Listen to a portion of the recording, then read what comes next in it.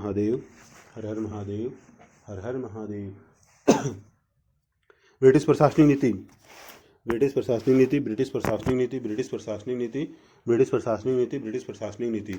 Civil सेवा, police एवं सैन्य व्यवस्था, न्यायिक व्यवस्था। ब्रिटिश प्रशासनिक नीति, सिविल सेवा, पुलिस एवं सैन्य व्यवस्था, न्यायिक व्यवस्था। ब्रिटिश प्रशासनिक नीति, सिविल सेवा, पुलिस एवं सैन्य व्यवस्था, न्यायिक व्यवस्था। ब्रिटिश प्रशासनिक नीति, सिविल सेवा, पुलिस एवं सैन्य व्यवस्था, न्यायिक व्यवस्था। ब्रिटिश प्रशासनिक नीति, सिविल सेवा, पुलिस एवं सैन्य व्यवस्था, न्यायिक व्यवस्था। बंगाल पर राजनीतिक नियंत्रण के पश्चात धीरे धीरे अन्य भारतीय क्षेत्रों पर भी ब्रिटिश शासन का अधिकार हुआ। बंगाल पर राजनीतिक नियंत्रण के पश्चात धीरे धीरे अन्य भारतीय क्षेत्रों पर भी ब्रिटिश शासन का अधिकार हुआ। बंगाल पर राजनीतिक नियंत्रण के पश्चात धीरे धीरे अन्य क्षेत्रों पर भी ब्रिटिश शासन का अधिकार हुआ। अतः औपनिवेशिक हितों की पूर्ति में भारतीय क्षेत्रों पर पर्याप्त नियंत्रण के लिए एक सुदृढ़ प्रशासन की जरूरत थी, जिसके माध्यम से भारतीय राजस्व को सुगमता से प्राप्त किया जा सकता था। अतः औपनिवेशिक हितों की पूर्ति में भारतीय क्षेत्रों पर पर्याप्त नियंत्रण के लिए एक सुदृढ़ प्रशासन की जरूरत थी, जिसके माध्यम से भारतीय राजस्व को सुगमता से प्राप्त किया जा सकता था। अतः औपनिवेशिक हितों की पूर्ति में भारतीय क्षेत्रों पर पर्याप्त नियंत्रण के लिए एक सुदृढ़ प्रशासन की जरूरत थी, जिसके माध्यम से भारतीय राजस्व को सुगमता से प्राप्त किया जा सकता था। विदेशी होने की वजह से अंग्रेज भारतीय जनता से लगाव की आशा नहीं रखते हैं। विदेशी होने की वजह से अंग्रेज भारतीय जनता से लगाव की आशा नहीं रखते हैं। विदेशी होने की वजह से अंग्रेज भारतीय जनता से लगाव की आशा नहीं रखते हैं। अतः भारत पर नियंत्रण के लिए जन समर्थन के बजाय शक्ति का सहारा लिया गया।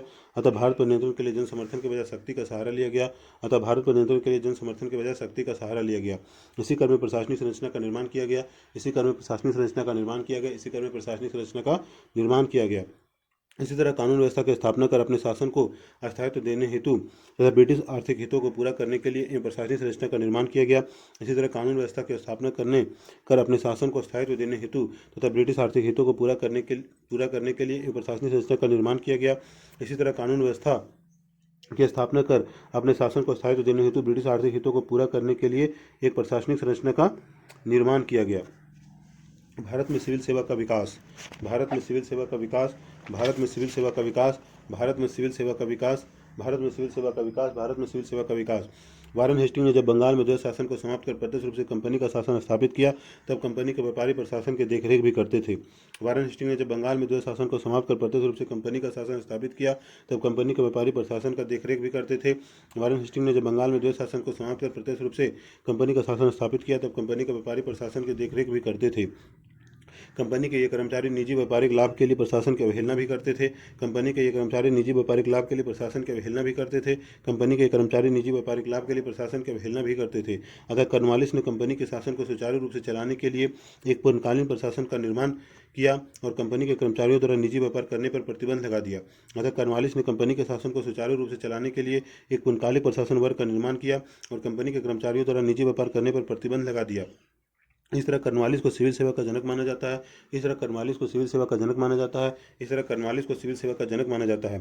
कॉर्नवालिस ने महसूस किया कि कंपनी के कर्मचारी तब तक ईमानदारी से कार्य नहीं करेंगे जब तक कि उन्हें पर्याप्त वैतनिक सुविधाएं न मिल जाए।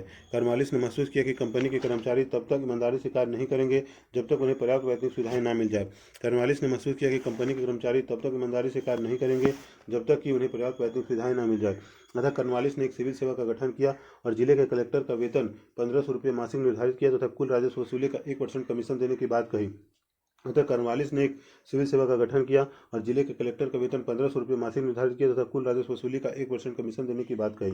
अतः कॉर्नवालिस ने एक सिविल सेवा का गठन किया और जिले के कलेक्टर का वेतन 1500 रुपये मासिक निर्धारित किया तथा कुल राजस्व वसूली का 1% कमीशन देने की बात कही। कॉर्नवालिस ने भ्रष्टाचार को रोकने के लिए निम्नलिखित कदम उठाए। कॉर्नवालिस ने भ्रष्टाचार को रोकने के लिए निम्नलिखित कदम उठाए। कॉर्नवालिस ने भ्रष्टाचार को रोकने के लिए निम्नलिखित कदम उठाए। कॉर्नवालिस ने भ्रष्टाचार को रोकने के लिए निम्नलिखित कदम उठाए। कॉर्नवालिस ने भ्रष्टाचार को रोकने के लिए निम्नलिखित कदम उठाए।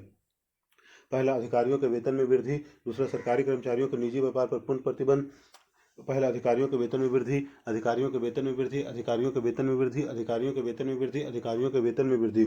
सरकारी कर्मचारियों के निजी व्यापार पर पूर्ण प्रतिबंध, सरकारी कर्मचारियों के निजी व्यापार पर पूर्ण प्रतिबंध, सरकारी कर्मचारियों के निजी व्यापार पर पूर्ण प्रतिबंध, सरकारी कर्मचारियों के निजी व्यापार पर पूर्ण प्रतिबंध, सरकारी कर्मचारियों के निजी व्यापार पर पूर्ण प्रतिबंध। अधिकारियों द्वारा उपहार आदि लिए जाने पर रोक, अधिकारियों द्वारा उपहार आदि लिए जाने पर रोक, अधिकारियों द्वारा उपहार आदि लिए जाने पर रोक, अधिकारियों द्वारा उपहार आदि लिए जाने पर रोक, अधिकारियों द्वारा उपहार आदि लिए जाने पर रोक।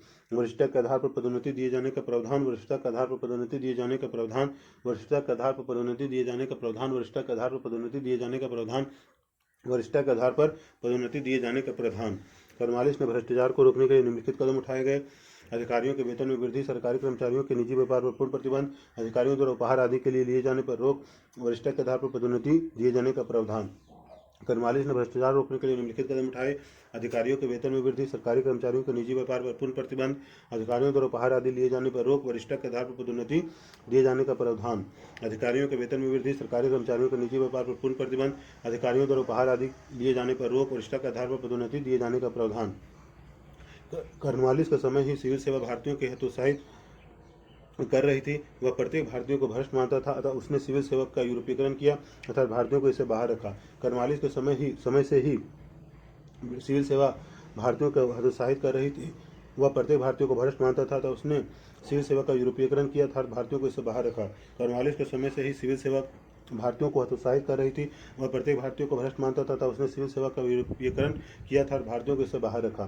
सिविल सेवकों के प्रशिक्षण के लिए लॉर्ड वेलेजली ने 1800 ईस्वी में कलकत्ता में फोर्ट विलियम कॉलेज की स्थापना की। सिविल सेवकों के प्रशिक्षण के लिए लॉर्ड वेलेजली ने 1800 ईस्वी में कलकत्ता में फोर्ट विलियम कॉलेज की स्थापना की। सिविल सेवकों के प्रशिक्षण के लिए लॉर्ड वेलेजली ने 1800 ईस्वी में कलकत्ता में फोर्ट विलियम कॉलेज की स्थापना की। सिविल सेवकों के प्रशिक्षण के लिए लॉर्ड वेलेजली ने 1800 ईस्वी में कलकत्ता में फोर्ट विलियम कॉलेज की स्थापना की। सिविल सेवकों के प्रशिक्षण के लिए लॉर्ड वेलेजली ने 1800 ईस्वी में कलकत्ता में फोर्ट विलियम कॉलेज की स्थापना की। आगे चलकर लंदन में ही इन अधिकारियों के प्रशिक्षण के लिए हेलीबरी कॉलेज की स्थापना की गई। आगे चलकर लंदन में ही इन अधिकारियों के प्रशिक्षण के लिए हेलीबरी कॉलेज की स्थापना की गई। आगे चलकर लंदन में ही इन अधिकारियों के प्रशिक्षण के लिए हेलीबरी कॉलेज की स्थापना की गई। आगे चलकर लंदन में ही इन अधिकारियों के प्रशिक्षण के लिए हेलीबरी कॉलेज की स्थापना की गई। आगे चलकर लंदन में ही इन अधिकारियों के प्रशिक्षण के लिए हेलीबरी कॉलेज की स्थापना की गई। 1833 के अधिनियम की धारा 87 के अनुसार पहली बार नागरिक सेवा के लिए योग्यता को आधार बनाया गया और कहा गया कि जाति, धर्म, वंश, जन्म स्थान आदि के आधार पर कोई भेदभाव नहीं किया जाएगा। 1833 के अधिनियम की धारा 37 के अनुसार पहली बार नागरिक सेवा के लिए योग्यता को आधार बनाया गया और कहा गया कि जाति, धर्म, वंश, जन्म स्थान आदि के आधार पर कोई भेदभाव नहीं किया जाएगा। 1833 के अधिनियम की धारा 87 के अनुसार पहली बार नागरिक सेवा के लिए योग्यता को आधार बनाया गया और कहा गया कि जाति, धर्म, वंश, जन्म स्थान के आधार पर कोई भेदभाव नहीं किया जाएगा। 1853 के अधिनियम में सिविल सेवा के लिए 1833 के अधिनियम की धारा 87 के अनुसार पहली बार नागरिक सेवा के लिए योग्यता को आधार बनाया गया और कहा गया कि जाति, धर्म, वंश के जन्म स्थान के आधार पर कोई भेदभाव नहीं किया जाएगा। 1853 के अधिनियम में सिविल सेवा के लिए प्रतियोगिता परीक्षा शुरू करने की बात कही गई। 1855 में डलहौजी के समय सिविल सेवा के लिए सर्वप्रथम यह परीक्षा इंग्लैंड में आयोजित की गई। 1853 के अधिनियम में सिविल सेवा के लिए प्रतियोगिता परीक्षा शुरू करने की बात कही गई। 1855 में डलहौजी के समय सिविल सेवा के लिए सर्वप्रथम यह परीक्षा इंग्लैंड में आयोजित की गई। 1853 के अधिनियम में सिविल सेवा के लिए प्रतियोगिता परीक्षा शुरू करने की बात कही गई। 1855 में डलहौजी के समय सिविल सेवा के लिए सर्वप्रथम यह परीक्षा इंग्लैंड में आयोजित की गई। 1853 के अधिनियम में सिविल सेवा के लिए प्रतियोगिता परीक्षा शुरू करने की बात कही गई। 1855 में डलहौजी के समय सिविल सेवा के लिए सर्वप्रथम यह परीक्षा इंग्लैंड में आयोजित की गई। 1853 के अधिनियम में सिविल सेवा के लिए प्रतियोगिता परीक्षा शुरू करने की बात कही गई। 1855 में डलहौजी के समय सिविल सेवा के लिए सर्वप्रथम यह परीक्षा इंग्लैंड में आयोजित की गई। सिविल सेवा में चयनित होने वाले प्रथम भारतीय सत्येंद्र नाथ टैगोर 1863-64 बैच से थे तो दूसरे रमेश चंद्र दत्त थे। सिविल सेवा में चयनित होने वाले प्रथम भारतीय सत्येंद्र नाथ टैगोर 1863-64 बैच थे तो दूसरे रमेश चंद्र दत्त थे। सिविल सेवा में चयनित होने वाले प्रथम भारतीय सत्येंद्र नाथ टैगोर थे तो दूसरे रमेश चंद्र दत्त थे। सिविल सेवा में चयनित होने प्रथम भारतीय सत्येंद्र नाथ टैगोर 1863-64 बैच थे तो दूसरे रमेश चंद्र दत्त थे। सिविल सेवा में चयनित होने वाले प्रथम भारतीय सत्येंद्र नाथ टैगोर तथा थे तो दूसरे रमेश चंद्र थे। वायसराय लॉर्ड लिटन के समय भारतीयों को सिविल सेवा से बाहर रखने के लिए 1878 में सिविल सेवा परीक्षा में उम्र सीमा घटाकर अधिकतम 19 वर्ष कर दी गई। वायसराय लॉर्ड लिटन के समय भारतीयों को सिविल सेवा से बाहर रखने के लिए 1878 में सिविल सेवा परीक्षा में उम्र सीमा घटाकर अधिकतम 19 वर्ष कर दी गई। वायसराय लॉर्ड लिटन के समय भारतीयों को सिविल सेवा से बाहर रखने के लिए 1878 में सिविल सेवा परीक्षा में उम्र सीमा घटाकर अधिकतम 19 वर्ष कर दी गई। वायसराय लॉर्ड लिटन के समय भारतीयों को सिविल सेवा से बाहर रखने के लिए 1878 में सिविल सेवा परीक्षा में उम्र सीमा घटाकर अधिकतम 19 वर्ष कर दी गई। वायसराय लॉर्ड लिटन के समय भारतीयों को सिविल सेवा से बाहर रखने के 1878 में सिविल सेवा परीक्षा में उम्र सीमा घटाकर अधिकतम 19 वर्ष कर दी गई। इन सिविल सेवाओं को अनुबंधित सिविल सेवा भी कहते थे, जिसका तात्पर्य है कि अधिकारी सिविल सेवा के लिए अनुबंधित कर दिए जाते थे। इन सिविल सेवाओं को अनुबंधित सिविल सेवा भी कहते थे, जिसका तात्पर्य है कि अधिकारी सिविल सेवा के लिए अनुबंधित कर दिया जाता था। इन सिविल सेवाओं को अनुबंधित सिविल सेवा भी कहते थे, जिसका तात्पर्य है कि अधिकारी सिविल सेवा के लिए अनुबंधित कर दिया जाता था। इन सिविल सेवाओं को अनुबंधित सिविल सेवा भी कहते थे, जिसका तात्पर्य है कि अधिकारी सिविल सेवा के लिए अनुबंधित कर दिया जाता था। लिटन ने एक वैधानिक सिविल सेवा की योजना बनाई, जिसके तहत प्रशासन में 6 पद उच्च वर्ग के भारतीयों से भरे जाते थे, किंतु यह योजना असफल रही। लिटन ने एक वैधानिक सिविल सेवा की योजना बनाई जिसके तहत प्रशासन में बटा 6 पद उच्च वर्ग के भारतीयों से भरे जाने थे, किंतु यह योजना असफल रही। लिटन ने एक वैधानिक सिविल सेवा की योजना बनाई जिसके तहत प्रशासन में बटा 6 पद उच्च वर्ग के भारतीयों से भरे जाने थे, किंतु यह योजना असफल रही। 1919 का अधिनियम के तहत लोक सेवा आयोग गठित करने का प्रावधान लाया गया।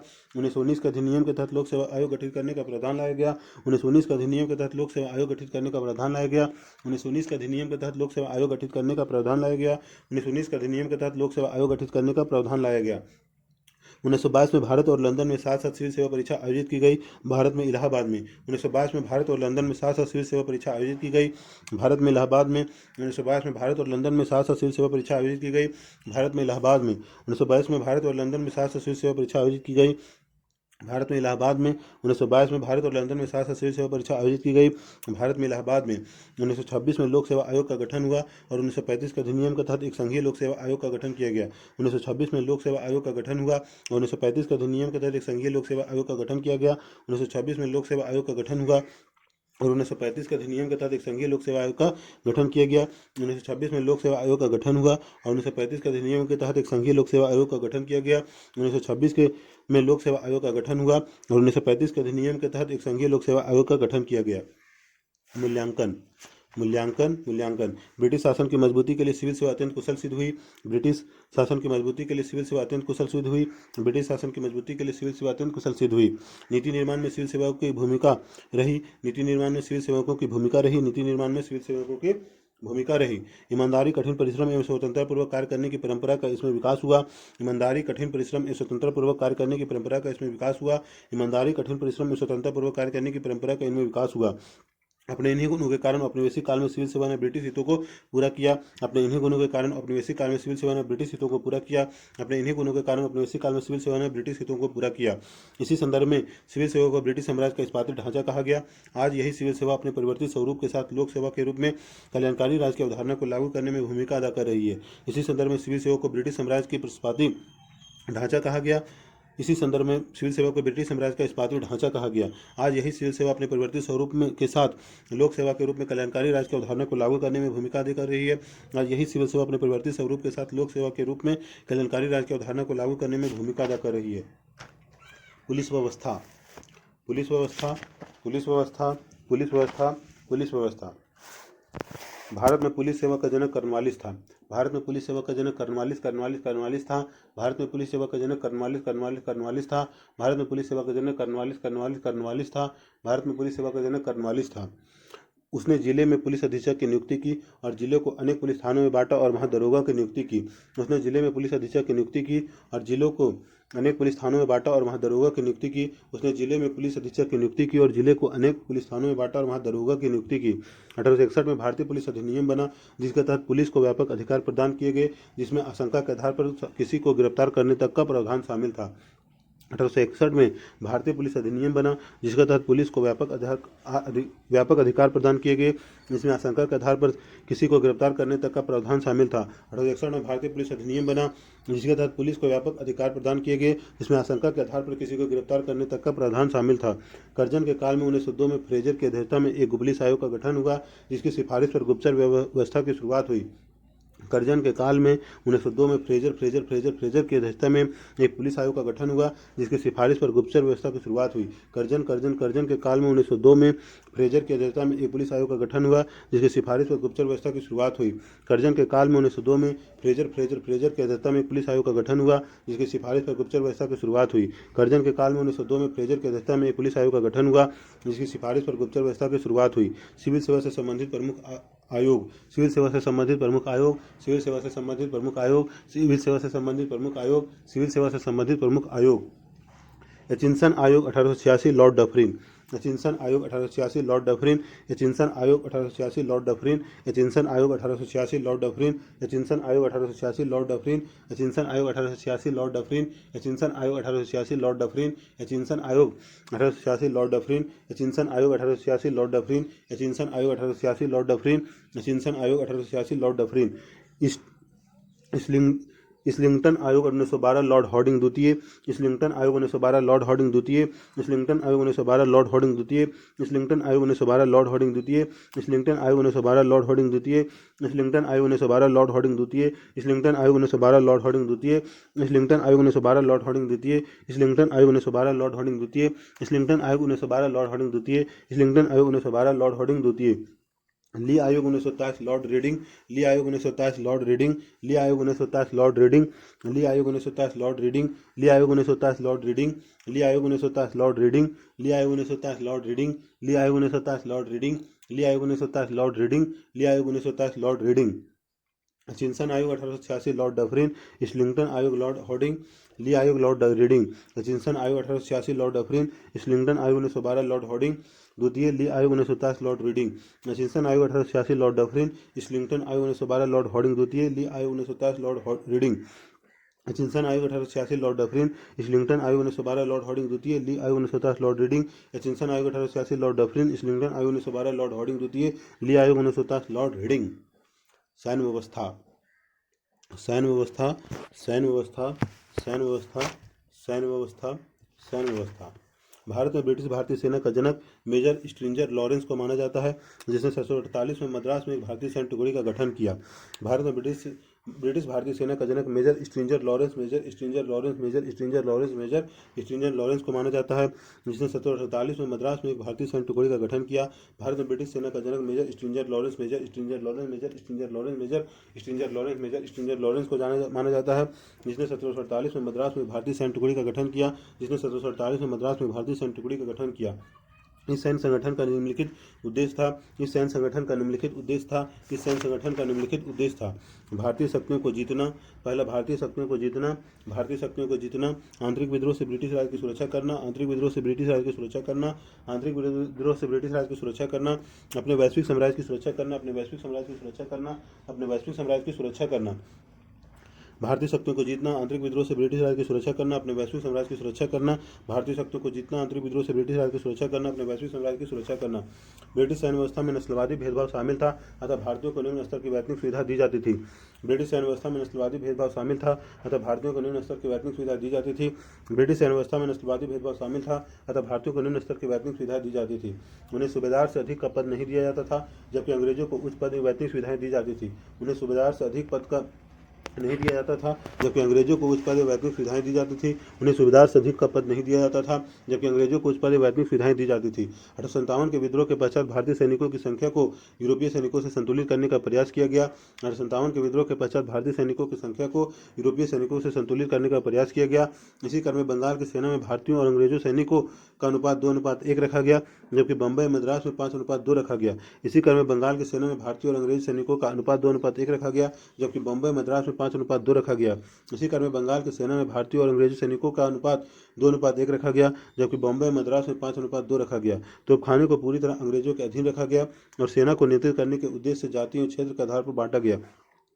तोपखानों को पूरी तरह अंग्रेजों के अधीन रखा गया और सेना को नियंत्रित करने के उद्देश्य से जातीय क्षेत्र के आधार पर बांटा गया। तोपखाने को पूरी तरह अंग्रेजों के अधीन रखा गया और सेना को नियंत्रित करने के उद्देश्य से जातीय क्षेत्र के आधार पर बांटा गया।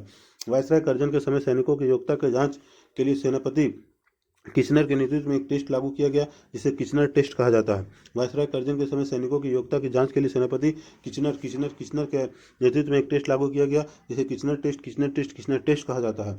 वायसराय कर्जन के समय सैनिकों की योग्यता की जांच के लिए सेनापति किचनर के नेतृत्व में एक टेस्ट लागू किया गया, जिसे किचनर टेस्ट कहा जाता है। 1946 में भारतीय नौसैनिकों ने विद्रोह किया। 1946 में भारतीय नौसैनिकों ने विद्रोह किया। 1946 में भारतीय नौसैनिकों ने विद्रोह किया। 1946 में भारतीय नौसैनिकों ने विद्रोह किया। भारत में अंग्रेजों ने एक ऐसी सेना तैयार की जिसमें बहुसंख्यक भारतीय थे, फिर भी अंग्रेजों ने भारत की विजय और लंबे समय तक शासन किया। भारत में अंग्रेजों ने एक ऐसी सेना तैयार की जिसमें बहुसंख्यक भारतीय थे, फिर भी अंग्रेजों ने भारत की विजय की और लंबे समय तक शासन किया। भारत में अंग्रेजों ने एक ऐसी सेना तैयार की जिसमें बहुसंख्यक भारतीय थे, फिर भी अंग्रेजों ने भारत की विजय की और लंबे समय तक शासन किया।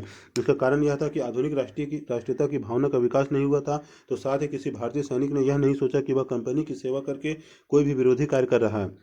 इसका कारण यह था कि आधुनिक राष्ट्रीयता की भावना का विकास नहीं हुआ था, तो साथ ही किसी भारतीय सैनिक ने यह नहीं सोचा कि वह कंपनी की सेवा करके कोई विरोधी कार्य कर रहा है। इसका कारण यह था कि आधुनिक राष्ट्रीयता की भावना का विकास नहीं हुआ था। तो साथ ही किसी भारतीय सैनिक ने यह नहीं सोचा कि वह कंपनी की सेवा करके कोई भी विरोधी कार्य कर रहा है। दूसरी ओर भारतीय इस विचार से युक्त थे कि वे वेतन के बदले अपने कर्तव्य और वफादारी का पालन कर रहे हैं। दूसरी ओर भारतीय इस विचार से युक्त थे कि वे वेतन के बदले अपने कर्तव्य और वफादारी का पालन कर रहे हैं। दूसरी ओर भारतीय इस विचार से युक्त थे कि वे वेतन के बदले अपने कर्तव्य और वफादारी का पालन कर रहे हैं। दूसरी ओर भारतीय इस विचार से युक्त थे कि वे वेतन के बदले अपने कर्तव्य और वफादारी का पालन कर रहे हैं। दूसरी ओर भारतीय इस विचार से युक्त थे कि वे वेतन के बदले अपने कर्तव्य और वफादारी का पालन कर रहे हैं। सेना संबंधी प्रमुख आयोग, सेना संबंधी प्रमुख आयोग, सेना संबंधी प्रमुख आयोग, सेना संबंधी प्रमुख आयोग, सेना संबंधी प्रमुख आयोग, सेना संबंधी प्रमुख आयोग। पील आयोग 1860 ईस्वी लॉर्ड कैनिंग, पील आयोग 1860 ईस्वी लॉर्ड कैनिंग, पील आयोग 1860 ईस्वी लॉर्ड कैनिंग, पील आयोग 1860 ईस्वी लॉर्ड कैनिंग, पील आयोग 1860 ईस्वी लॉर्ड कैनिंग, पील आयोग 1860 ईस्वी लॉर्ड कैनिंग, पील आयोग 1860 ईस्वी लॉर्ड कैनिंग, पील आयोग 1860 ईस्वी लॉर्ड कैनिंग, पील आयोग 1860 ईस्वी लॉर्ड कैनिंग। ईसर आयोग 1920 चैम्सफोर्ड, ईसर आयोग 1920 चैम्सफोर्ड, ईसर आयोग 1920 चैम्सफोर्ड, ईसर आयोग 1920 चैम्सफोर्ड, ईसर आयोग 1920 चैम्सफोर्ड, ईसर आयोग 1920 चैम्सफोर्ड, ईसर आयोग 1920 चैम्सफोर्ड, ईसर आयोग 1920 चैम्सफोर्ड, ईसर आयोग 1920 चैम्सफोर्ड, ईसर आयोग 1920 चैम्सफोर्ड। स्कन सैंडहर्स्ट आयोग 1925 रीडिंग, स्कन सैंडहर्स्ट आयोग 1925 रीडिंग, स्कन सैंडहर्स्ट आयोग 1925 रीडिंग, स्कन सैंडहर्स्ट आयोग 1925 रीडिंग, स्कन सैंडहर्स्ट आयोग 1925 रीडिंग, स्कन सैंडहर्स्ट आयोग 1925 रीडिंग, स्कन सैंडहर्स्ट आयोग 1925 रीडिंग, स्कन सैंडहर्स्ट आयोग 1925 रीडिंग, स्कन सैंडहर्स्ट आयोग 1925 रीडिंग, स्कन सैंडहर्स्ट आयोग 1925 रीडिंग, स्कन सैंडहर्स्ट आयोग 1925 रीडिंग। गैरेन आयोग 1932 ईस्वी लॉर्ड विलिंगटन, गैरेन आयोग 1932 ईस्वी लॉर्ड विलिंगटन, गैरेन आयोग 1932 ईस्वी लॉर्ड विलिंगटन, गैरेन आयोग 1932 ईस्वी लॉर्ड विलिंगटन, गैरेन आयोग 1932 ईस्वी लॉर्ड विलिंगटन, गैरेन आयोग 1932 ईस्वी लॉर्ड विलिंगटन, गैरेन आयोग 1932 ईस्वी लॉर्ड विलिंगटन, गैरेन आयोग 1932 ईस्वी लॉर्ड विलिंगटन, गैरेन आयोग 1932 ईस्वी लॉर्ड विलिंगटन, गैरेन आयोग 1932 ईस्वी लॉर्ड विलिंगटन।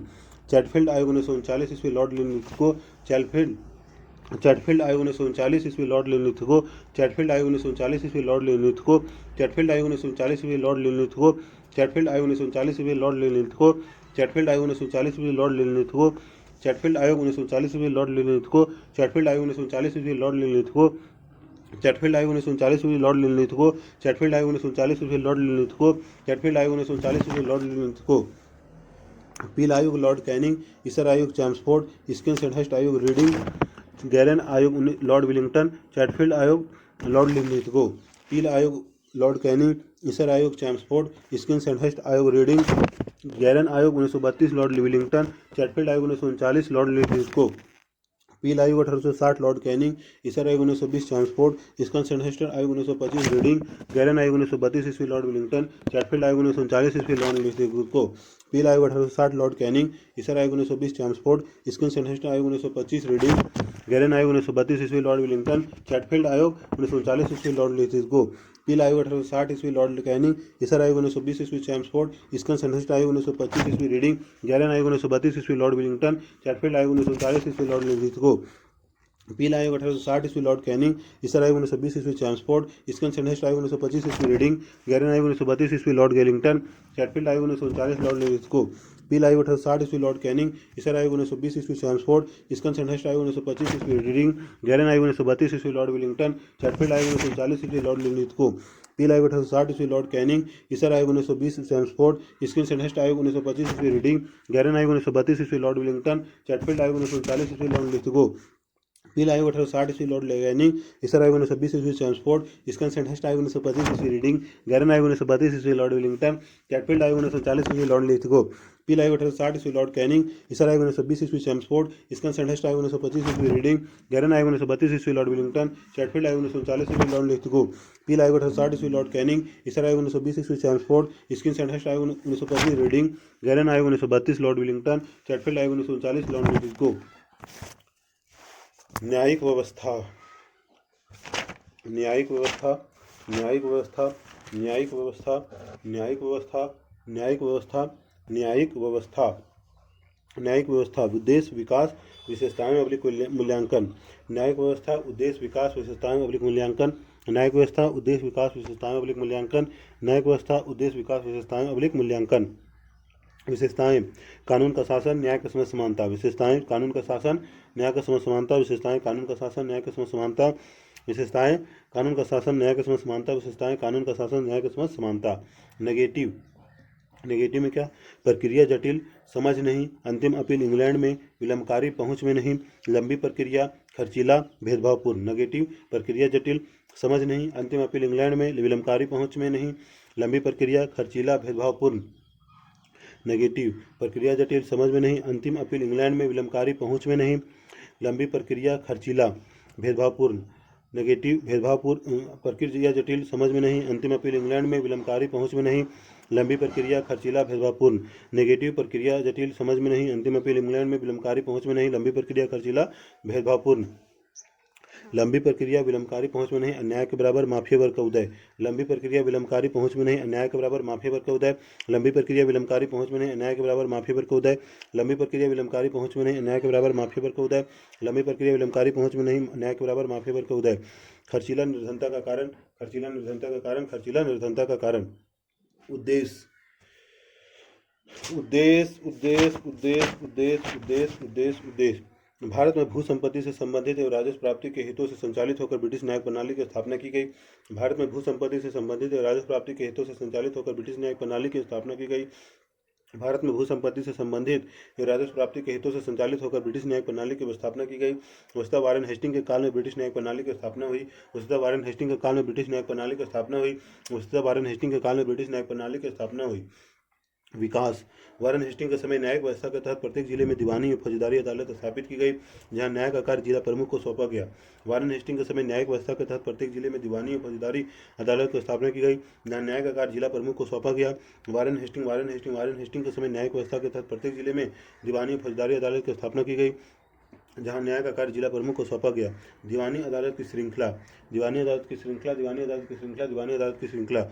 मुंसिफ, रजिस्ट्रार, जिला न्यायालय, प्रांतीय अदालत, सदर दीवानी अदालत, प्रीवी काउंसिल, सर्वोच्च अदालत। मुंसिफ, रजिस्ट्रार, जिला अदालत, जिला न्यायालय, प्रांतीय अदालत, सदर दीवानी अदालत, प्रीवी काउंसिल, सर्वोच्च अदालत। मुंसिफ, रजिस्ट्रार, जिला न्यायालय, प्रांतीय अदालत, सदर दीवानी अदालत, प्रीवी काउंसिल, सर्वोच्च अदालत। मुंसिफ, रजिस्ट्रार, जिला न्यायालय, प्रांतीय अदालत, सदर दीवानी अदालत, प्रीवी काउंसिल, सर्वोच्च अदालत। मुंसिफ, रजिस्ट्रार, जिला न्यायालय, प्रांतीय अदालत, सदर दीवानी अदालत, प्रीवी काउंसिल, सर्वोच्च अदालत। मुंसिफ, रजिस्ट्रार, जिला न्यायालय, प्रांतीय अदालत, सदर दीवानी अदालत, प्रीवी काउंसिल, सर्वोच्च अदालत। मुंसिफ, रजिस्ट्रार, जिला न्यायालय, प्रांतीय अदालत, सदर दीवानी अदालत, प्रीवी काउंसिल, सर्वोच्च अदालत। मुंसिफ, रजिस्ट्रार, जिला न्यायालय, प्रांतीय अदालत, सदर दीवानी अदालत, सर्वोच्च अदालत, प्रीवी काउंसिल।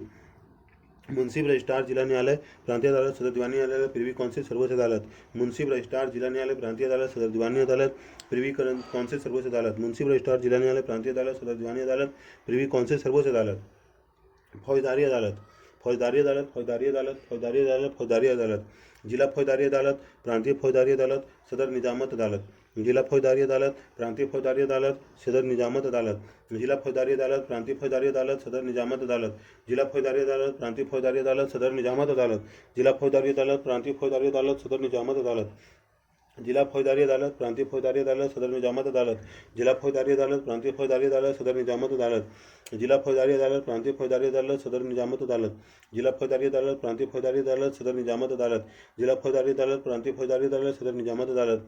जिला फौजदारी अदालत, प्रांतीय फौजदारी अदालत, सदर निजामत अदालत। दीवानी अदालतों में हिंदुओं के लिए हिंदू कानून और मुसलमानों के लिए मुस्लिम कानून लागू होते थे। दीवानी अदालतों में हिंदुओं के लिए हिंदू कानून और मुसलमानों के लिए मुस्लिम कानून लागू होते थे। दीवानी अदालतों में हिंदुओं के लिए हिंदू कानून तथा मुसलमानों के लिए मुस्लिम कानून लागू होते थे। रेगुलेटिंग एक्ट 1773 में कलकत्ता में सुप्रीम कोर्ट की स्थापना की गई और एलिजा इम्पे को मुख्य न्यायाधीश बनाया गया। रेगुलेटिंग एक्ट 1773 में कलकत्ता में सुप्रीम कोर्ट की स्थापना की गई और एलिजा इम्पे को मुख्य न्यायाधीश बनाया गया। रेगुलेटिंग एक्ट 1773 में कलकत्ता में सुप्रीम कोर्ट की स्थापना की गई और एलिजा इम्पे को मुख्य न्यायाधीश बनाया गया। रेगुलेटिंग एक्ट 1773 में कलकत्ता में सुप्रीम कोर्ट की स्थापना की गई और एलिजा इम्पे को मुख्य न्यायाधीश बनाया गया। इसके क्षेत्र अधिकार में कलकत्ता में रहने वाले सभी अंग्रेज व भारतीय आते थे। इसके क्षेत्राधिकार में कलकत्ता में रहने वाले सभी अंग्रेज व भारतीय आते थे। इसके क्षेत्राधिकार में कलकत्ता में रहने वाले सभी अंग्रेज व भारतीय आते थे। यदि किसी मामले में दोनों पर सहमत हो तो कलकत्ता के बाहर के मुकदमे की सुनवाई भी सुप्रीम कोर्ट में की जा सकती थी। यदि किसी मामले में दोनों पर सहमत हो तो कलकत्ता के बाहर के मुकदमे की सुनवाई भी सुप्रीम कोर्ट में की जा सकती थी। यदि किसी मामले में दोनों पर सहमत हो तो कलकत्ता के बाहर के मुकदमे की सुनवाई भी सुप्रीम कोर्ट में की जा सकती थी। वारेन हेस्टिंग के समय हिंदू विधि संहिता का अंग्रेजी अनुवाद एक कोड ऑफ जेंटू लॉ के नाम से किया गया। वारेन हेस्टिंग के समय हिंदू विधि संहिता का अंग्रेजी अनुवाद a code of Gentoo law के नाम से किया गया। वारेन हेस्टिंग के समय हिंदू विधि संहिता का अंग्रेजी अनुवाद a code of Gentoo law के नाम से किया गया। वारेन हेस्टिंग के समय हिंदू विधि संहिता का अंग्रेजी अनुवाद a code of Gentoo law के नाम से किया गया। वारेन हेस्टिंग के समय हिंदू विधि संहिता का अंग्रेजी अनुवाद ए कोड ऑफ जेंटू लॉ के नाम से किया गया। इसी तरह मुस्लिम विधि संहिता का अंग्रेजी अनुवाद कोलबुक डाइजेस्ट के नाम से किया गया। इसी तरह मुस्लिम विधि संहिता का अंग्रेजी अनुवाद कोलबुक डाइजेस्ट के नाम से किया गया। इसी तरह मुस्लिम विधि संहिता का अंग्रेजी अनुवाद कोलबुक डाइजेस्ट के नाम से किया गया। इसी तरह मुस्लिम विधि संहिता का अंग्रेजी अनुवाद कोलबुक डाइजेस्ट के नाम से किया गया। इसी तरह मुस्लिम विधि संहिता का अंग्रेजी अनुवाद कोलबुक डाइजेस्ट के नाम से किया गया। कर्नवालिस ने न्यायिक क्षेत्र में सुधार करते हुए 1793 में कर्नवालिस कोड लागू किया, जिसके तहत शक्ति के पृथक्करण सिद्धांत को लागू करते हुए राजस्व प्रशासन और न्याय प्रशासन को अलग अलग कर दिया गया।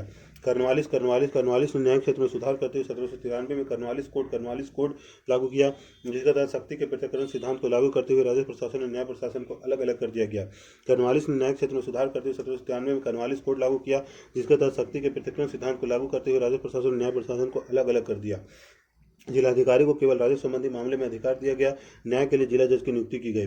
जिलाधिकारी को केवल राजस्व संबंधी मामलों में अधिकार दिया गया, न्याय के लिए जिला जज की नियुक्ति की गई। जिलाधिकारी को केवल राजस्व संबंधी मामलों में अधिकार दिया गया, न्याय के लिए जिला जज की नियुक्ति की गई।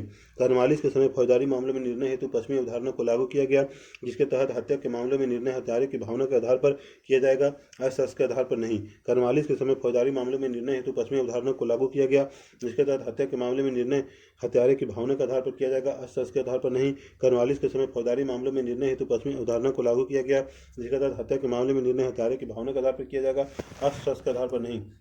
इसी तरह मृतक के अभिभावक की इच्छा से क्षमा करने की व्यवस्था समाप्त कर दी गई और कानून की सर्वोच्चता स्थापित की गई। इसी तरह मृतक के अभिभावक की इच्छा से क्षमा करने की व्यवस्था समाप्त कर दी गई और कानून की सर्वोच्चता स्थापित की गई। इसी तरह मृतक के अभिभावक की इच्छा से क्षमा करने की व्यवस्था समाप्त कर दी गई और कानून की सर्वोच्चता स्थापित की गई। कर्नवालिस को अपने न्यायिक सुधारों में विलियम जोन्स का सहायता मिला। कर्नवालिस को अपने न्यायिक सुधारों में विलियम जोन्स का सहायता मिला। कर्नवालिस को अपने न्यायिक सुधारों में विलियम जोन्स का सहायता मिला। कर्नवालिस को अपने न्यायिक सुधारों में विलियम जोन्स का सहायता मिला। कर्नवालिस को अपने न्यायिक सुधारों में विलियम जोन्स का सहायता मिला। Governor general Lord William Bentinck के काल में न्यायिक सुधारों में उपयोगितावादी विचारों का प्रभाव देखा जाता है। Governor general Lord William Bentinck के काल में न्यायिक सुधारों में उपयोगितावादी विचारों का प्रभाव देखा जाता है। Governor general Lord William Bentinck के काल में न्यायिक सुधारों में उपयोगितावादी विचारों का प्रभाव देखा जाता है। Governor general Lord William Bentinck के काल में न्यायिक सुधारों में उपयोगितावादी विचार का प्रभाव देखा जाता है। Governor general Lord William Bentinck के काल में न्यायिक सुधारों में उपयोगितावादी विचार का प्रभाव देखा जाता है। इसी क्रम में बेंटिक ने दंड विधान की कठोरता को कम कर दी और कोड़े मासे की सजा समाप्त कर दी। इसी क्रम में बेंटिक ने दंड विधान की कठोरता कम कर दी और कोड़े मारने की सजा समाप्त कर दी। इसी क्रम में बेंटिक ने दंड विधान की कठोरता कम कर दी और कोड़े मारने की सजा समाप्त कर दी। कोड़े मारने की सजा समाप्त कर दी। वस्तुतः वह उपयोगितावादी विचारक बेंथम के इस विचार से प्रभावित था कि अपराधियों को सजा सुधारने के लिए दी जानी चाहिए, बदला लेने के लिए नहीं। वस्तुतः वह उपयोगितावादी विचारक बेंथम के इस विचार से प्रभावित था कि अपराधियों को सजा सुधारने के लिए दी जानी चाहिए, बदला लेने के लिए नहीं। वस्तुतः वह उपयोगितावादी विचारक बेंथम के इस विचार से प्रभावित था कि अपराधियों को सजा सुधारने के लिए दिया जाना चाहिए, बदला लेने के लिए नहीं। बेंटिक ने लोगों के आवागमन की कठिनाइयों को दूर करने के लिए इलाहाबाद में सदर दीवानी और सदर निजामत न्यायालय की स्थापना की और न्यायालय में स्थानीय भाषा के प्रयोग की अनुमति दी। बेंटिक ने लोगों के आवागमन की कठिनाइयों को दूर करने के लिए इलाहाबाद में सदर दीवानी और सदर निजामत न्यायालय की स्थापना की और न्यायालय में स्थानीय भाषा के प्रयोग की अनुमति दी। बेंटिक ने लोगों के आवागमन की कठिनाइयों को दूर करने के लिए इलाहाबाद में सदर दीवानी और सदर निजामत न्यायालय की स्थापना की और न्यायालय में स्थानीय भाषा के प्रयोग की अनुमति दी। बेंटिक ने मैकाले के अधीन एक विधि आयोग का गठन किया और कानून का संहिताकरण किया। इसी क्रम में भारतीय दंड संहिता का विकास हुआ। बेंटिक ने मैकाले के अधीन एक विधि आयोग का गठन किया और कानून का संहिताकरण किया। इसी क्रम में भारतीय दंड संहिता का विकास हुआ। बेंटिक ने मैकाले के अधीन एक विधि आयोग का गठन किया और कानून का संहिताकरण किया। इसी क्रम में भारतीय दंड संहिता का विकास हुआ। बेंटिक ने मैकाले के अधीन एक विधि आयोग का गठन किया और कानून का संहिताकरण किया। इसी क्रम में भारतीय दंड संहिता का विकास हुआ। बेंटिक ने मैकाले के अधीन एक विधि आयोग का गठन किया और कानून का संहिताकरण किया। इसी क्रम में भारतीय दंड संहिता का विकास हुआ। 1861 में उच्च न्यायालय अधिनियम पारित हुआ, जिसके तहत कलकत्ता, बम्बई, मद्रास में हाईकोर्ट की स्थापना की गई। 1861 में उच्च न्यायालय का अधिनियम पारित हुआ, जिसके तहत कलकत्ता, बम्बई, मद्रास में हाईकोर्ट की स्थापना की गई। 1861 में उच्च न्यायालय अधिनियम पारित हुआ, जिसके तहत कलकत्ता, बम्बई, मद्रास में हाईकोर्ट की स्थापना की गई। 1861 में उच्च न्यायालय अधिनियम पारित हुआ, जिसके तहत कलकत्ता, बम्बई, मद्रास में हाईकोर्ट की स्थापना की गई। 1861 में उच्च न्यायालय अधिनियम पारित किया गया, जिसके तहत कलकत्ता, बम्बई, मद्रास में हाईकोर्ट की स्थापना की गई। आगरा हाईकोर्ट की स्थापना 1866 में की गई, जिसे 1875 में इलाहाबाद स्थानांतरित किया गया। आगरा हाईकोर्ट की स्थापना 1866 में की गई, जिसे 1875 में इलाहाबाद स्थानांतरित किया गया। आगरा हाईकोर्ट की स्थापना 1866 में की गई, जिसे 1875 में इलाहाबाद स्थानांतरित किया गया। आगरा हाईकोर्ट की स्थापना 1866 में की गई, जिसे 1875 में इलाहाबाद स्थानांतरित किया गया। 1935 का अधिनियम के तहत दिल्ली में एक संघीय न्यायालय की स्थापना की गई, किंतु अभी भी अपील की अंतिम अदालत इंग्लैंड की प्रिवी काउंसिल थी। 1935 के अधिनियम के तहत दिल्ली में एक संघीय न्यायालय की स्थापना की गई, किंतु अभी भी अपील की अंतिम अदालत इंग्लैंड की प्रिवी काउंसिल थी। 1935 के अधिनियम के तहत दिल्ली में एक संघीय न्यायालय की स्थापना की गई, किंतु अभी भी अपील की अंतिम अदालत इंग्लैंड की प्रिवी काउंसिल थी। विशेषताएं विशेषताएं विशेषताएं विशेषताएं विशेषताएं कानून का शासन। पहला कानून का शासन, पहला कानून का शासन, कानून का शासन, कानून का शासन, कानून का शासन। कानून के शासन से तात्पर्य है कि शासन का संचालन किसी व्यक्ति की इच्छा से न होकर विधि या कानून से संचालित होगा। कानून के शासन से तात्पर्य है कि शासन का संचालन किसी व्यक्ति की इच्छा से न होकर विधि या कानून से संचालित होगा। कानून के शासन से तात्पर्य है कि शासन का संचालन किसी व्यक्ति की इच्छा से न होकर विधि या कानून से संचालित होगा। किंतु व्यवहारिक रूप से भारत में कानून का शासन नहीं था, क्योंकि कानून का निर्माण भारतीय जनता द्वारा नहीं पर एक विदेशी शासकों द्वारा हो रहा था और अंग्रेजों की इच्छा ही कानून थी। किंतु व्यवहारिक रूप से भारत में कानून का शासन नहीं था, क्योंकि कानून का निर्माण भारतीय जनता द्वारा नहीं पर एक विदेशी संस्थाओं द्वारा हो रहा था और अंग्रेजों की इच्छा ही कानून थी। इस तरह कानून का शासन भी औपनिवेशिक स्वरूप लिए हुए था। दूसरा कानून का समय समानता। कानून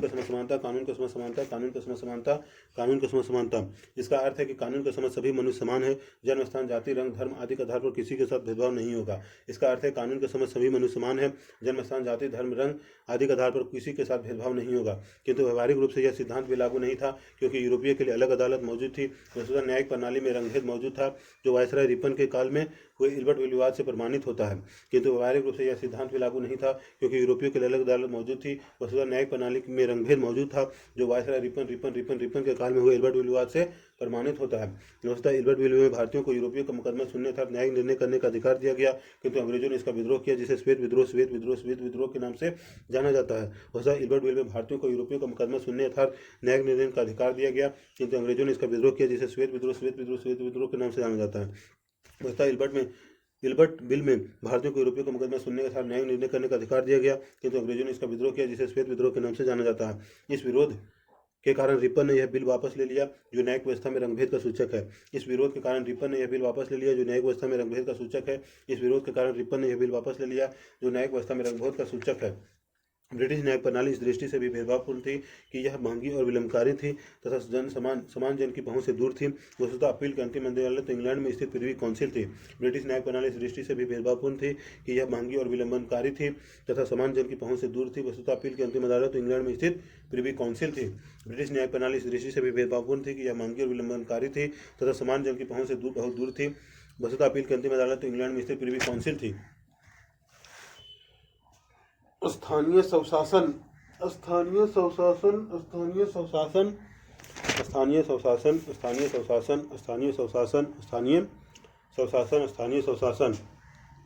आधुनिक भारत में स्थानीय स्वशासी संस्थाएं प्रेसिडेंसी नगरों में स्थापित की गई।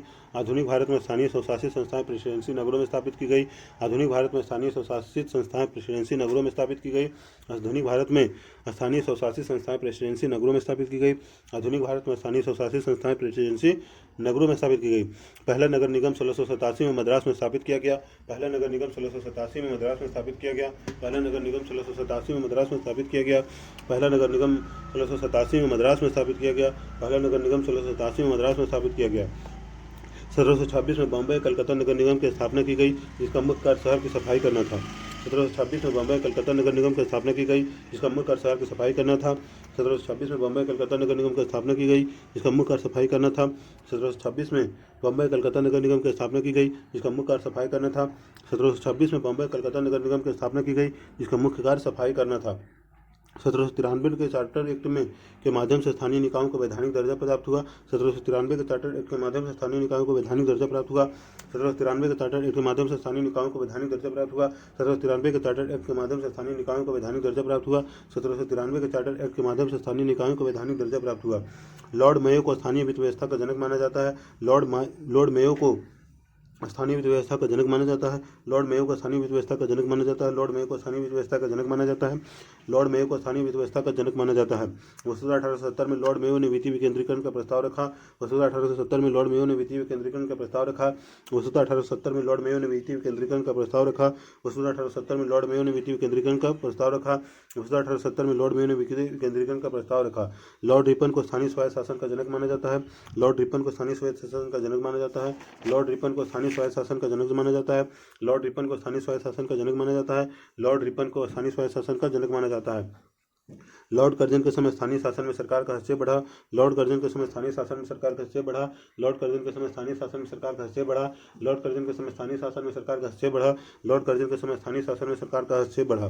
भारत शासन अधिनियम 1919 के तहत स्थानीय शासन को हस्तांतरित विषय के लिए बनाया गया और इसे प्रांतीय सरकार का अधीन रखा गया। भारत शासन अधिनियम 1919 के तहत स्थानीय शासन को हस्तांतरित विषय बनाया गया और इसे प्रांतीय सरकार का अधीन रखा गया। भारत शासन अधिनियम 1919 के तहत स्थानीय शासन को हस्तांतरित विषय बनाया गया और इसे प्रांतीय सरकार का अधीन रखा गया। भारत शासन अधिनियम 1919 के तहत स्थानीय शासन को हस्तांतरित विषय बनाया गया और इसे प्रांतीय सरकार के अधीन रखा गया। साइमन कमीशन ने अपनी रिपोर्ट में स्थानीय स्वायत्त संस्थाओं पर सरकारी नियंत्रण बढ़ाने का सुझाव दिया था। साइमन कमीशन ने अपनी रिपोर्ट में स्थानीय स्वायत्त संस्थाओं पर सरकारी नियंत्रण बढ़ाने का सुझाव दिया था। साइमन कमीशन ने अपनी रिपोर्ट में स्थानीय स्वायत्त संस्थाओं पर सरकारी नियंत्रण बढ़ाने का सुझाव दिया था। साइमन कमीशन ने अपनी रिपोर्ट में स्थानीय स्वायत्त संस्थाओं पर सरकारी नियंत्रण बढ़ाने का सुझाव दिया था। साइमन कमीशन ने अपनी रिपोर्ट में स्थानीय स्वायत्त संस्थाओं पर सरकारी नियंत्रण बढ़ाने का सुझाव दिया था। भारतीय संविधान के अनुच्छेद 40 में स्थानीय शासन के विकास की बात कही गई। भारतीय संविधान के अनुच्छेद 40 में स्थानीय शासन के विकास की बात की गई। भारतीय संविधान के अनुच्छेद 40 में स्थानीय शासन के विकास की बात कही गई। भारतीय संविधान के अनुच्छेद 40 में स्थानीय शासन के विकास की बात कही गई। भारतीय संविधान के अनुच्छेद 40 में स्थानीय शासन के विकास की बात कही गई। 73वें 74वें संविधान संशोधन के तहत स्थानीय शासन को संवैधानिक दर्जा दिया गया। 73वें 74वें संविधान संशोधन के तहत स्थानीय शासन को संवैधानिक दर्जा दिया गया। 73वें 74वें संविधान संशोधन के तहत स्थानीय शासन को संवैधानिक दर्जा दिया गया। 73वें 74वें संविधान संशोधन के तहत स्थानीय शासन को संवैधानिक दर्जा दिया गया। ब्रिटिश भारतीय विदेश नीति। ब्रिटिश भारतीय विदेश नीति। ब्रिटिश भारतीय विदेश नीति। ब्रिटिश भारतीय विदेश नीति। ब्रिटिश भारतीय विदेश नीति। ब्रिटिश भारतीय विदेश नीति। ब्रिटिश भारतीय विदेश नीति। ब्रिटिश भारतीय विदेश नीति। भारतीय विदेश नीति का उद्देश्य अपने आर्थिक साम्राज्यवादी हितों की पूर्ति करना था। इसी क्रम में नेपाल, बर्मा, अफगानिस्तान के साथ अनेक युद्ध हुए। भारतीय विदेश नीति का मुख्य उद्देश्य अपने आर्थिक साम्राज्यवादी हितों की पूर्ति करना था। इसी क्रम में नेपाल, बर्मा, अफगानिस्तान के साथ अनेक युद्ध हुए। भारतीय विदेश नीति का मुख्य उद्देश्य अपने आर्थिक साम्राज्यवादी हितों की पूर्ति करना था। इसी क्रम में नेपाल, बर्मा, अफगानिस्तान के साथ अनेक युद्ध हुए। भारतीय विदेश नीति का मुख्य उद्देश्य अपने आर्थिक साम्राज्यवादी हितों की पूर्ति करना था। इसी क्रम में नेपाल, बर्मा, अफगानिस्तान के साथ अनेक युद्ध हुए। भारतीय विदेश नीति का उद्देश्य अपने आर्थिक साम्राज्यवादी हितों का पूर्ति करना था। इसी क्रम में नेपाल, बर्मा, अफगानिस्तान के साथ अनेक युद्ध हुए। आंग्ल नेपाल ब्रिटिश संबंध। आंग्ल नेपाल ब्रिटिश संबंध। आंग्ल नेपाल संबंध। आंग्ल नेपाल संबंध। आंग्ल नेपाल संबंध। आंग्ल नेपाल संबंध। आंग्ल नेपाल संबंध। आंग्ल नेपाल संबंध। 1801 में जब अंग्रेज द्वारा गोरखपुर क्षेत्र पर जब शासन स्थापित किया गया तब अंग्रेजी राज की सीमाएं नेपाल से मिलने लगी। 1801 में जब अंग्रेजों द्वारा गोरखपुर क्षेत्र पर जब शासन स्थापित किया गया तब अंग्रेजी राज की सीमाएं नेपाल से मिलने लगी। 1801 में जब अंग्रेजों द्वारा गोरखपुर क्षेत्र पर शासन स्थापित किया गया तब अंग्रेजी राज की सीमाएं नेपाल से मिलने लगी। 1801 में जब अंग्रेजों द्वारा गोरखपुर क्षेत्र पर शासन स्थापित किया गया तो अंग्रेजी राज की सीमाएं नेपाल से मिलने लगी। 1801 में जब अंग्रेजों द्वारा गोरखपुर क्षेत्र पर जब शासन स्थापित किया गया तब अंग्रेजी राज की सीमाएं नेपाल से मिलने लगी। अंग्रेजों के साथ नेपाल का विवाद उस समय शुरू हुआ जब 1814 में नेपाल ने शिवराज बुटवल क्षेत्र पर कब्जा कर लिया। अंग्रेजों के साथ नेपाल का विवाद उस समय शुरू हुआ जब 1814 में नेपाल ने शिवराज बुटवल क्षेत्र पर कब्जा कर लिया।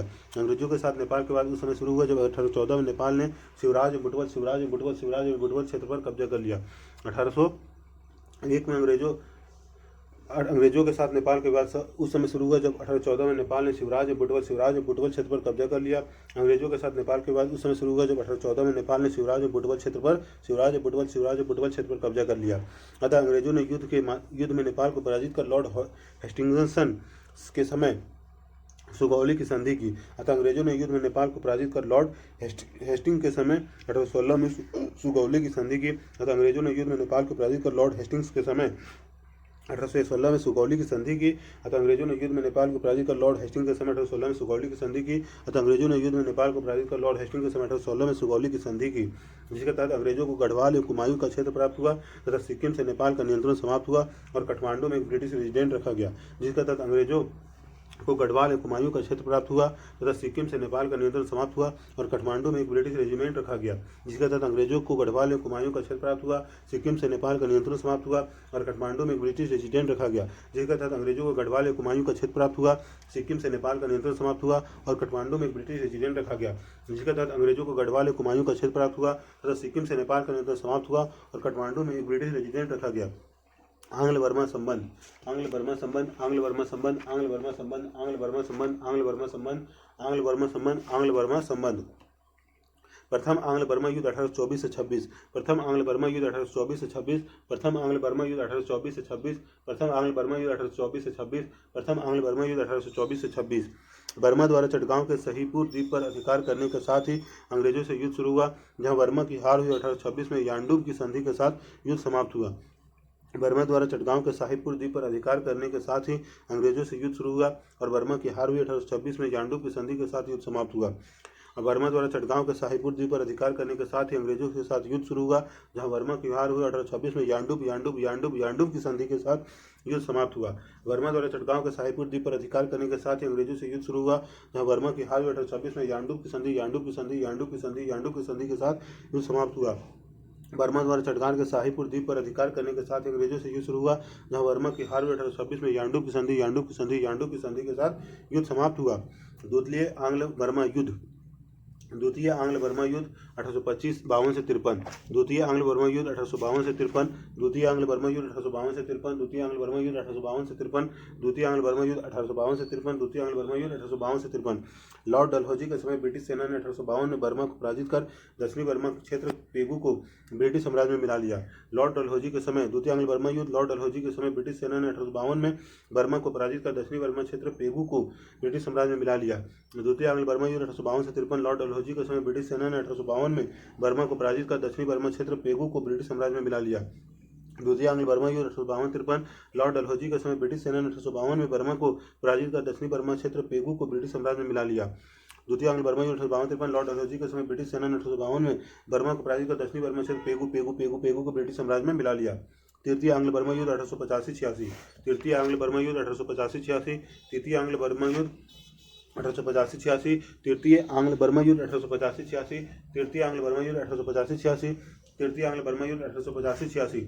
इस युद्ध का कारण बम्बई बर्मा व्यापारी कंपनी के विवाद के कारण हुआ। इस युद्ध का कारण बम्बई बर्मा व्यापारी कंपनी के विवाद के कारण हुआ। इस युद्ध का कारण बम्बई बर्मा व्यापारी कंपनी विवाद के कारण हुआ। इस युद्ध का शुरुआत बम्बई बर्मा व्यापारी कंपनी के विवाद के कारण हुआ। इस युद्ध का कारण बम्बई बर्मा व्यापारी कंपनी के विवाद के कारण हुआ। इसी क्रम में वायसराय लॉर्ड डफरिन ने 1886 में संपूर्ण बर्मा को ब्रिटिश राज में मिला लिया। इसी क्रम में वायसराय लॉर्ड डफरिन ने 1886 में संपूर्ण बर्मा को ब्रिटिश राज में मिला लिया। इसी क्रम में वायसराय लॉर्ड डफरिन ने 1886 में संपूर्ण बर्मा को ब्रिटिश राज में मिला लिया। इसी क्रम में वायसराय लॉर्ड डफरिन ने 1886 में संपूर्ण बर्मा को ब्रिटिश राज में मिला लिया। इसी क्रम में डफरिन ने 1886 में संपूर्ण बर्मा को ब्रिटिश राज में मिला लिया। 1935 का अधिनियम के तहत बर्मा को भारत से अलग कर दिया गया। 1935 का अधिनियम के तहत बर्मा को भारत से अलग कर दिया गया। 1935 का अधिनियम के तहत बर्मा को भारत से अलग कर दिया गया। 1935 का अधिनियम के तहत बर्मा को भारत से अलग कर दिया गया। 1935 का अधिनियम के तहत बर्मा को भारत से अलग कर दिया गया। 1935 का अधिनियम के तहत बर्मा को भारत से अलग कर दिया गया। 1935 का अधिनियम के तहत बर्मा को भारत से अलग कर दिया गया। 1935 का अधिनियम के तहत बर्मा को भारत से अलग कर दिया गया। आंग्ल तिब्बत संबंध, आंग्ल तिब्बत संबंध, आंग्ल तिब्बत संबंध, आंग्ल तिब्बत संबंध, आंग्ल तिब्बत संबंध, आंग्ल तिब्बत संबंध, आंग्ल तिब्बत संबंध, आंग्ल तिब्बत संबंध, आंग्ल तिब्बत संबंध। अंग्रेजों का तिब्बत के साथ संबंधों की शुरुआत गवर्नर जनरल वारेन हेस्टिंग के समय हुई। अंग्रेजों का तिब्बत के साथ संबंधों की शुरुआत गवर्नर जनरल वारेन हेस्टिंग के समय हुई। अंग्रेजों का तिब्बत के साथ संबंधों की शुरुआत गवर्नर जनरल वारेन हेस्टिंग के समय हुई। अंग्रेजों का तिब्बत के साथ संबंधों की शुरुआत गवर्नर जनरल वारेन हेस्टिंग के समय हुई। अंग्रेजों का तिब्बत के साथ संबंधों की शुरुआत गवर्नर जनरल वारेन हेस्टिंग के समय हुई, जिसने 1775 में जॉर्ज वेलगले के नेतृत्व में एक दल तिब्बत भेजा ताकि व्यापारिक सुविधाएं प्राप्त हो सके। जिसने 1775 में जॉर्ज वेलगले के नेतृत्व में एक दल तिब्बत भेजा ताकि व्यापारिक सुविधाएं प्राप्त हो सके। जिसने 1775 में जॉर्ज वेलगले के नेतृत्व में एक दल तिब्बत भेजा ताकि व्यापारिक सुविधाएं प्राप्त हो सके। जिसने 1775 में जॉर्ज वेलगले के नेतृत्व में एक दल तिब्बत भेजा ताकि व्यापारिक सुविधाएं प्राप्त हो सके। जिसने 1775 में जॉर्ज वेलगले के नेतृत्व में एक दल तिब्बत भेजा ताकि व्यापारिक सुविधाएं प्राप्त हो सके। कर्जन ने 1904 में यंग हस्बैंड के नेतृत्व में एक दल तिब्बत भेजा और उसके साथ लहसा की संधि की। कर्जन ने 1904 में यंग हस्बैंड के नेतृत्व में एक दल तिब्बत भेजा और उसके साथ लहसा की संधि की। कर्जन ने यंग हस्बैंड के नेतृत्व में एक दल तिब्बत भेजा और उसके साथ लहसा की संधि की। करजन ने यंग हस्बैंड के नेतृत्व में एक दल तिब्बत भेजा और उसके साथ लहसा की संधि की। करजन ने 1904 में यंग हस्बैंड के नेतृत्व में एक दल तिब्बत भेजा और उसके साथ लहसा की संधि की, जिसके तहत चुंबा घाटी पर ब्रिटिश का 75 वर्षों के लिए नियंत्रण की बात कही गई। जिसके तहत चुंबा घाटी पर ब्रिटिश का 75 वर्षों के लिए नियंत्रण की बात कही गई। जिसके तहत चुंबा घाटी पर ब्रिटिश का 75 वर्षों के लिए नियंत्रण की बात कही गई। जिसके तहत चुंबा घाटी पर ब्रिटिश का 75 वर्षों के लिए नियंत्रण की बात कही गई। जिसके तहत चुंबा घाटी पर ब्रिटिश का 75 वर्षों के लिए नियंत्रण की बात कही गई। किंतु 1908 ईस्वी में चुंबा घाटी से ब्रिटिश का नियंत्रण समाप्त हो गया। किंतु 1908 ईस्वी में ही चुंबा घाटी से ब्रिटिश का नियंत्रण समाप्त हो गया। किंतु 1908 ईस्वी में ही चुंबा घाटी से ब्रिटिश का नियंत्रण समाप्त हो गया। किंतु 1908 ईस्वी में ही चुंबा घाटी से ब्रिटिश का नियंत्रण समाप्त हो गया। किंतु 1908 ईस्वी में ही चुंबा घाटी से ब्रिटिश का नियंत्रण समाप्त हो गया। आंग्ल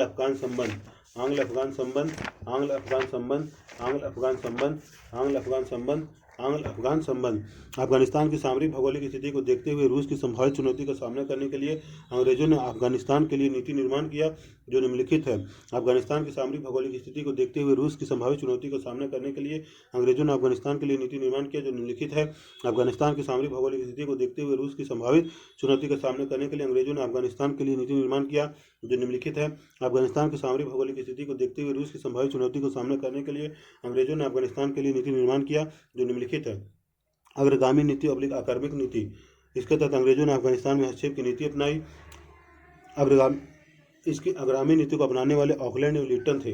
अग्रगामी नीति / आक्रामक नीति। इसके तहत अंग्रेजों ने अफगानिस्तान में हस्तक्षेप की नीति अपनाई। अग्रगामी नीति को अपनाने वाले ऑकलैंड एंड लिटन थे। अग्रगामी नीति / आक्रामक नीति। इसके तहत अंग्रेजों ने अफगानिस्तान में हस्तक्षेप की नीति अपनाई। अग्रगामी नीति को अपनाने वाले ऑकलैंड एंड लिटन थे। अग्रगामी नीति / आक्रामक नीति। इसके तहत अंग्रेजों ने अफगानिस्तान में हस्तक्षेप की नीति अपनाई। अग्रगामी नीति को अपनाने वाले ऑकलैंड एंड लिटन थे। अग्रगामी नीति / आक्रामक नीति। इसके तहत अंग्रेजों ने अफगानिस्तान में हस्तक्षेप की नीति अपनाई। अग्रगामी नीति को अपनाने वाले ऑकलैंड एंड लिटन थे। अग्रगामी नीति / आक्रामक नीति। इसके तहत अंग्रेजों ने अफगानिस्तान में हस्तक्षेप की नीति अपनाई। अग्रगामी नीति को अपनाने वाले ऑकलैंड एंड लिटन थे। अग्रगामी नीति / आक्रामक नीति। इसके तहत अंग्रेजों ने अफगानिस्तान में हस्तक्षेप की नीति अपनाई। अग्रगामी नीति को अपनाने वाले ऑकलैंड एंड लिटन थे। अग्रगामी नीति / आक्रामक नीति। इसके तहत अंग्रेजों ने अफगानिस्तान में हस्तक्षेप की नीति अपनाई। अग्रगामी नीति को अपनाने वाले ऑकलैंड एंड लिटन थे। महान आक्रामकता की नीति, निष्क्रियता की नीति। जॉन लॉरेंस, मेयो एंड नॉर्थरब्रुक द्वारा अपनाई गई। महान आक्रामकता की नीति, निष्क्रियता की नीति जॉन लॉरेंस, मेयो एंड नॉर्थरब्रुक के द्वारा अपनाई गई।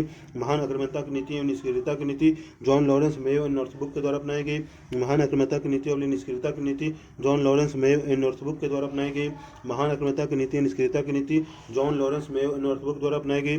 महान आक्रामकता की नीति, निष्क्रियता की नीति जॉन लॉरेंस, मेयो एंड नॉर्थरब्रुक द्वारा अपनाई गई। महान आक्रामकता की नीति और निष्क्रियता की नीति जॉन लॉरेंस, मेयो एंड नॉर्थरब्रुक द्वारा अपनाई गई। महान आक्रामकता की नीति, निष्क्रियता की नीति जॉन लॉरेंस, मेयो एंड नॉर्थरब्रुक द्वारा अपनाई गई। हर हर महादेव, हर हर महादेव।